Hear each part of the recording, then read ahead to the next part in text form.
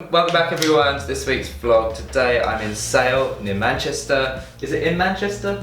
Greater Manchester. Greater Manchester, and I'm here with my friend Paul, who goes under the artist name of WYLD, and we're going to be doing our second artist chat vlog.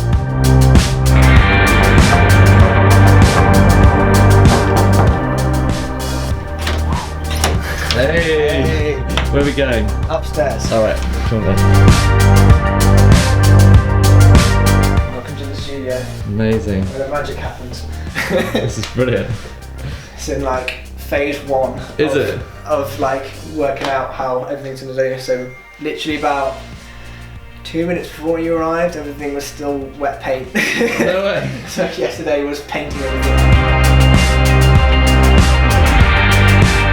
So first question is, how long have you been going under the artist name of WYLD? I really like it. Yeah. It's really strong. And also, have you ever had any other artist names? Because I know personally for me, I've definitely tried lots of different things out before landing on something. So I used to go under the name This. Yeah, I remember that. Yeah, stupid name, never do that. It got to the point, so what, it's been about probably 4 years I've been going under WYLD, I think, coming up to that anyway. So I was in the process of talking to the guy who runs Amen record label, Amen Collective, about joining onto there when it was first starting. And we were at Big Church Day Out, and the first thing he said to me was like, yeah, so cool, yeah, we're going to set it all up, and I was going to join and whatnot. And he was like, cool, so the first thing I'm going to say to you as kind of your manager is, let's change your name. And I was like, okay, yeah, fine, I'll think about it. And I was wandering around Big Church Day Out, and I would meet people who were playing my music, like on radio or media people, and everyone was like, oh, your name, it's just so hard to know what to call you, like I don't know what to do, like you should really think about changing your name. So I still have the list on my phone of all the names that I was gonna go for. There we go. So these were the first, like all my things, like Nation, Heart, New Season, Crucify, Half Out, Mountaintop, so Mountaintop became something different. Tribal, that's now a thing. Yeah. Breath or Breathe, and then WYLD, and then there you go. Yeah. The last one, WYLD. The last one landed. So there is literally no meaning behind it. I was just needing another name, and then just chose WYLD. I'd love to know how you got into music. Maybe you can just tell us a little bit, because you're not originally from Manchester, are you? No, I'm from Guernsey, which is like in the Channel Islands. Yeah. I started when I was 3. I got drum lessons when I was 3 or 4. Wow. My parents noticed that I had kind of rhythm, so I would sit in front of the TV with like a plastic drum set and play along to Fleetwood Mac. And that's kind of how I started. They noticed that I wasn't playing the drums, but I was hitting stuff in time. So they knew a friend of theirs was a drum tutor, and was like, took me to a lesson and said, oh, is it worth it? He was like, yeah, okay, well, it's probably worth it, let's see how it goes. So had drum lessons since I was from 3 to the age of 12 privately, and then did a school's music service over there, so did like loads of orchestra stuff, so it was like in an orchestra. Percussion, so I started learning tuned percussion, so like xylophone and vibraphones, marimbas, timpanis. But I'd always get lobbed on kit, which was fine because I hated tuned. I can't sight read tuned music, and I would just really struggle. So I was in there from like when I was 12 till 16, I think. So like from probably until I was 18, I did like loads of stuff, and all the way through that I was playing in church as well. So, and I think for a music career and like to develop as a musician, actually playing in church is probably the best thing you can do, because you're not having to just play a song, you're having to listen to what's going on and feel like vibes, like you're outside, so you have to like really engage with an audience, so think on your feet really quickly. And I took that into like everything now that I play, so like I started teaching myself how to play keys and guitar, and from guitar you can learn bass and all that sort of stuff, so I taught myself everything else. And then I was at Soul Survivor, and the drummer there was talking about how they run backing tracks, and they use this thing called Ableton, and this was like when I was probably in year 9, so I was 14 or 15, so Ableton was really like early on.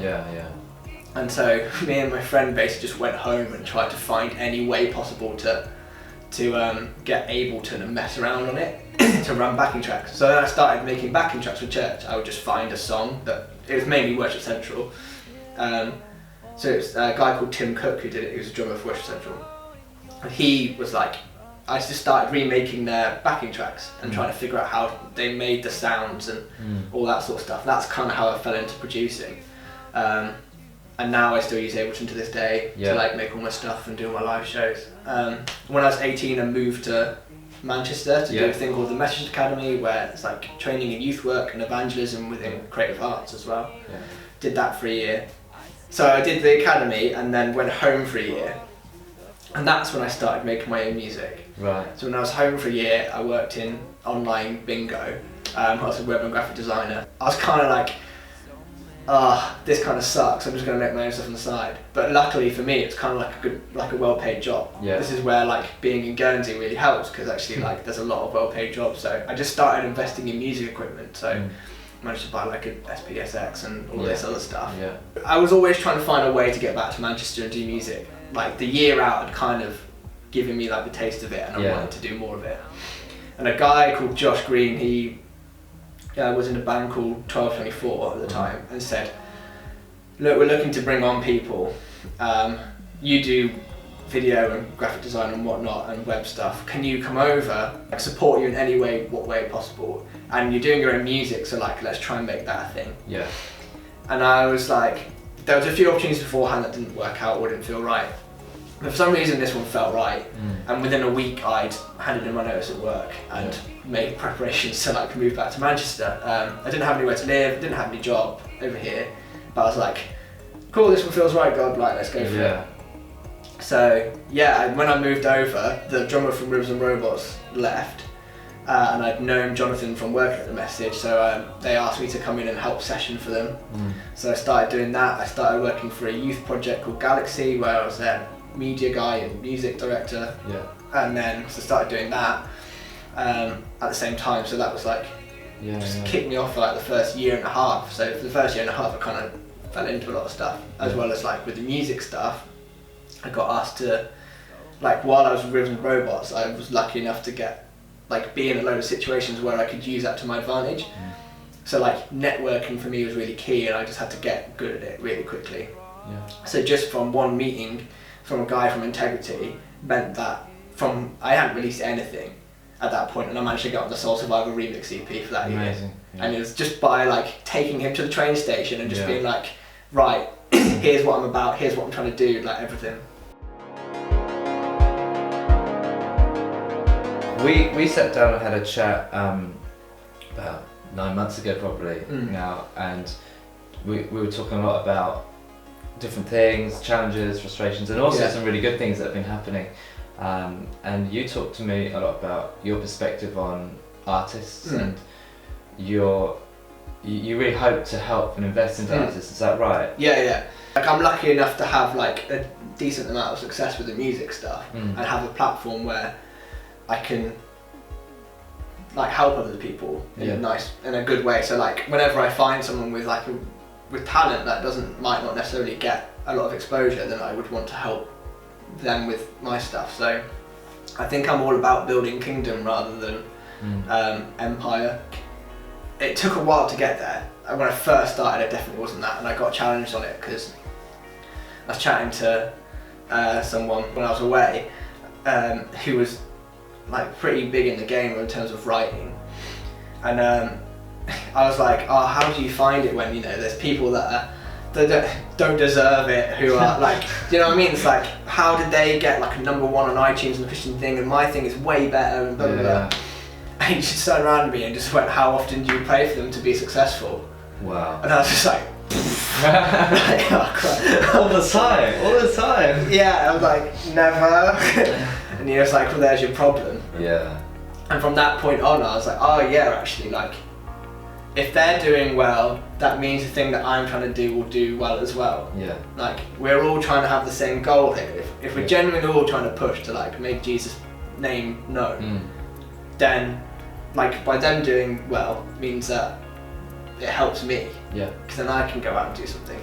I really like that when I dropped you a line about doing a remix for me, Mesmerised, I really liked it first of all, which is good. Yeah, that's always a worry. But secondly, well, it came out of a conversation, didn't it? And a collective kind of thing, and I remember we just chatted for ages, and I was just like really interested in your journey, and you were, I hadn't yet taken the leap to be an indie artist and do this full time.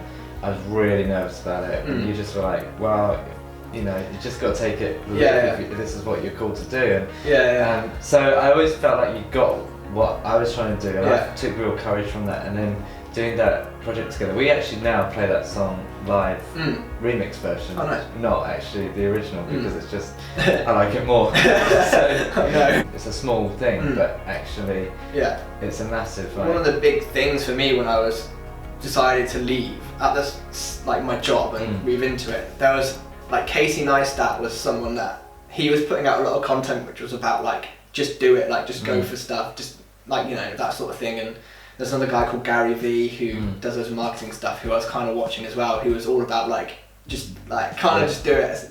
And I was chatting to a friend of like you know, like the honorary uncles and aunties and whatnot that we had in the family, and he was there. I don't know if they were supportive of the idea of it, but he was just like, well, what's the worst outcome of if you just do it? One, you're going to be in Manchester where like my now wife is, so like I was already like in a relationship with her anyway, and we're long distance. It's like the worst outcome of it is you just get a normal job. You try it for a year. If it looks like it's going to work, then carry on going. And I mean, that was kind of like my mentality for the first like 3 years was like, it's like, is it still going to work? It's like, maybe, like, let's try it, let's give it another year and see what happens. And I feel like that's like constantly what's happening. But it is like, well, you can still always do music, you just get a job on the side. Yeah, exactly. So the next thing, we've been talking a lot about how you've kind of got into this whole process, but I'd really like to know, if you were to do it all again, is there anything you'd change? I'd probably try and make myself a little bit more secure in everything. But in general, no, because I think it was all in the right timing and stuff. And everything kind of figured out. I think probably being, maybe like staying in my job another 2 or 3 months or so, I could save a bit more to be financially secure, then great.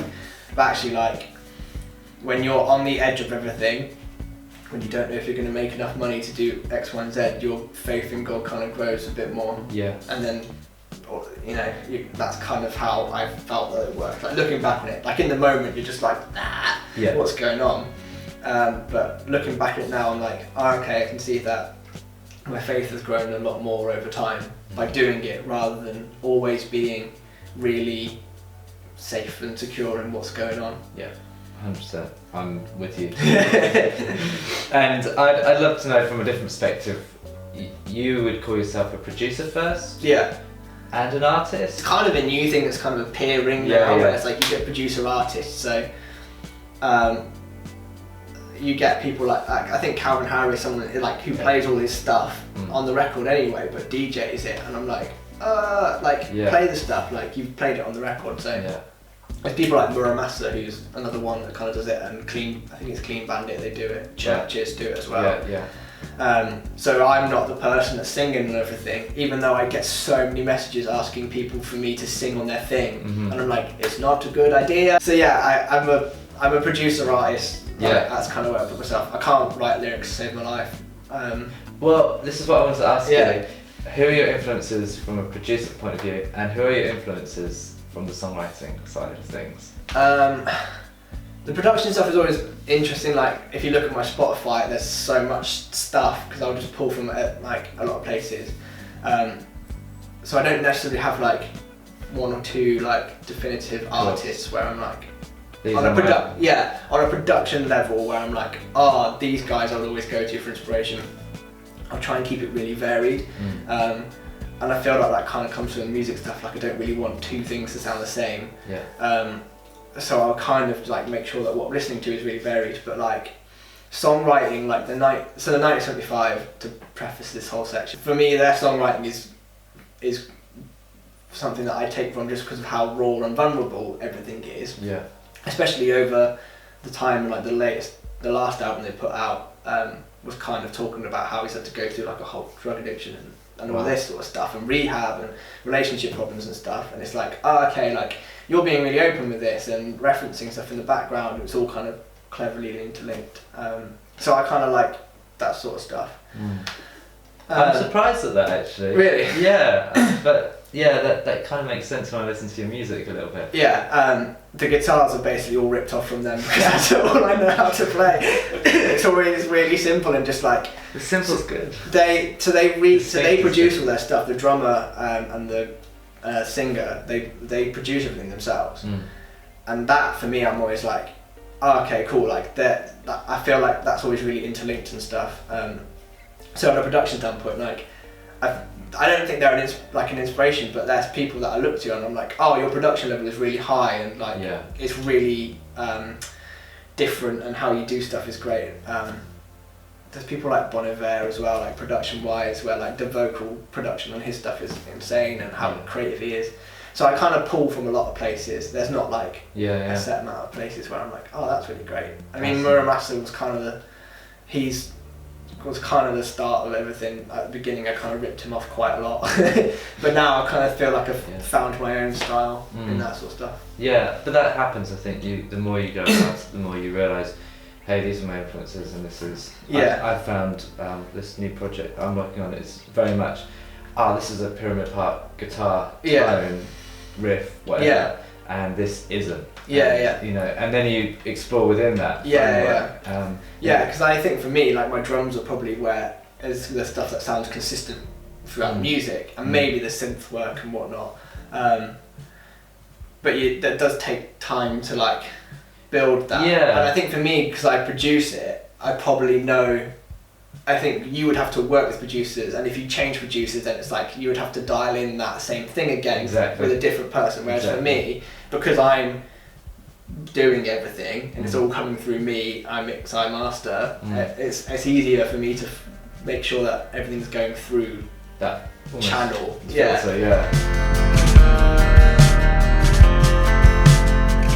your favourite WYLD track at the moment?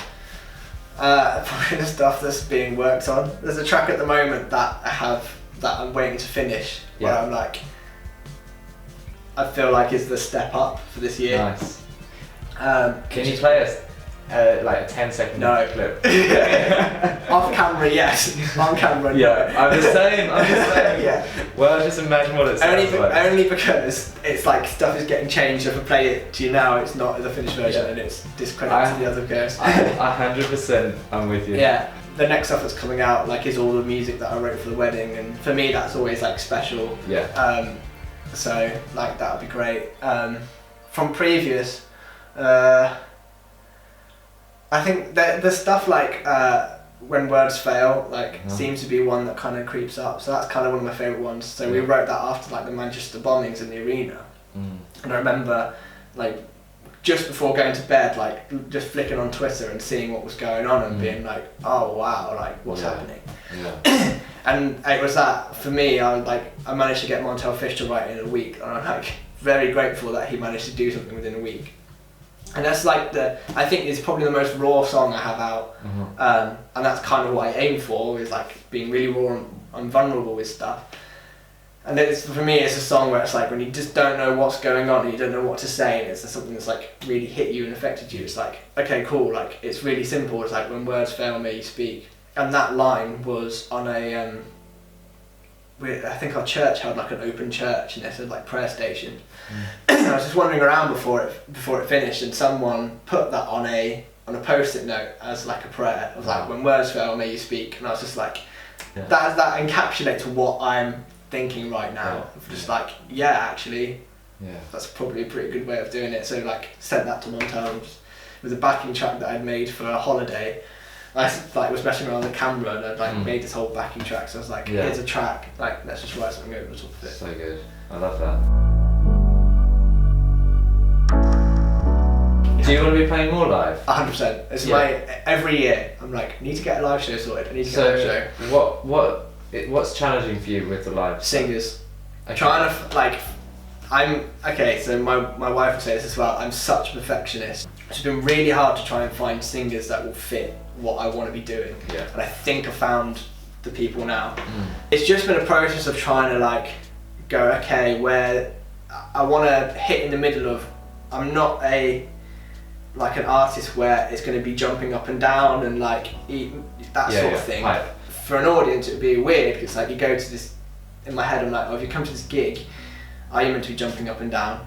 It's not going to have. I don't want a front man that would be like, if you don't jump up and down, I'm going to punch you in the face. Like you kind of have those people, and it's not like a worship thing where you're at a church on a Sunday. So you need to find the singers to do that. Yeah. And I was like, well, my music is a mix of female and males, and then you've got to try and find two of them. Yeah. Because I've done one gig with just a female, and then you've got to change the keys, and then how do you do the rap sections, and how do you do X, Y, and Z. So there's a lot of challenges because, and also I'm the producer. So how do you make sure people know it's me? Like not in a way that is like look at me. There's a consistency, isn't there? Yeah, it's like how do we make sure that people know that I'm the artist? A lot of the stuff is on a computer, so like do you include live elements? It's like, you know, in theory I could technically just press play and then mime all the instruments. Or do I just, so how does all of this stuff work? And I'm very much someone that if I don't, I mean I could just like bring a guitar and just play guitar on stage and just be like, yeah, this is great, but it's that sort of thing of, okay, where's the right space for it? From the first gig I tried, it went well, and that gig for me, I knew going into it was like, okay, here's a test of concept. Like, does this work in a live setting? So all I had was like my drum pads and a keyboard and a singer. And go, okay, how does this work? Tried it, did a small set, and then was like, okay, yeah, this does work. Okay, what's the next step on top of this? And I feel like I want way more visual stuff. I want. It's an experience. Yeah, in my head, like the whole there's a whole show, but it's like trying to figure out the steps to get to that point. So it's like, what does it look like 4 steps back? And how do I get from that 4 steps to where I want to be? What's your dream for what you're doing as WYLD? What would you like to see happen? Maybe short term, but also longer term. I think in general I'm all about community and working together, so it's like, okay, like that's the reason why I chose the Men Collective, because it's a collective of artists all working together to do something. So it's like, okay, let's do that. I run a music school, so like again it's helping, like using what I know and helping kids be able to come up and like giving them the self-confidence to be able to do what they want to do. I'm really chill with it. There's no big dream and visions and like being successful and like all this sort of stuff. I'm just kind of like going with what God wants me to do. So every year, at the end of the year, I'm like, okay, God, what do you want me to focus on? And then I go and do that stuff. Okay, great. Like, shift my focus onto this stuff. But all the time, I feel very heavily convinced that it should be building community, building God's kingdom here within the music industry, and making sure that kind of, it's kind of rebuilding it in a sense, like the industry into what I feel like it should be.